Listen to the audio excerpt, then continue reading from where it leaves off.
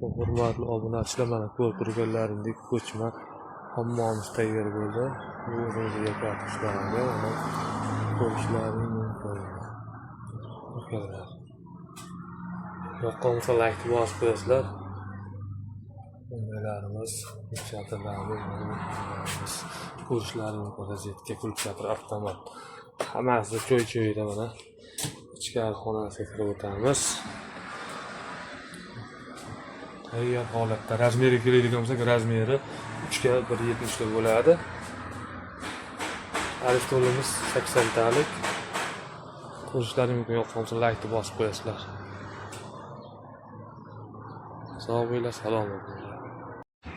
Assalomu alaykum hurmatli obunachilar. Mana ko'rib turganlaringdek ko'chma hammom yasash joylari bo'ldi. Bitta mana Yo'lakar qishlog'iga tayyorlandi.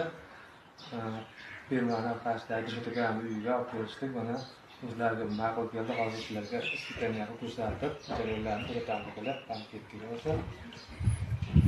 Mana bu razyorga bo'ladi akalar. Suyuqlarimiz ichkarida qumankali.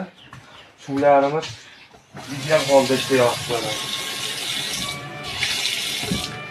Kirmochnalarimiz ishlaydi. Va yuvinish xonasi bo'ladi akalar.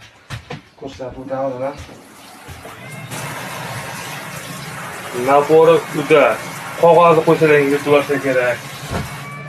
Kimga mana shunday ko'chma hammomlar kerak bo'lsa, zakaz bersalaring yasab, manzillaringga yetkazib o'rnatib beramiz akalar. Razmeriga keladigan bo'lsak, 3x1.70 lik bo'ladi. Rangiga keladigan bo'lsak, aytgan ranglaringda qilib beramiz. Farqli rangida farqi yo'q. Pul rang rol o'ynamaydi. Ko'rishlaring mumkin bemalol. Aristonimiz elektral qishga bitik nimalarimiz bor ekan. Yoqqansa like bosib qo'yasizlar. Sog' bo'linglar, salomat bo'linglar.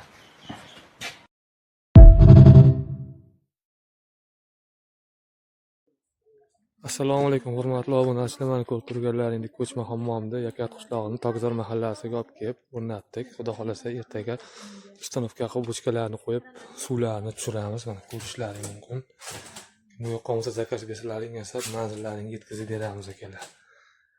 Xudo xolasa ertaga bizni kuzatishda davom etinglar. Suvlarni tushirib, kirmochni hamma yo'g'ini ishlatib, sizlarga obzorni qilamiz. Yoqqansa like umbillat qo'yasizlar. Sog' bo'linglar, salomat bo'linglar. Mana shuni uzoqdan ko'rinishlar.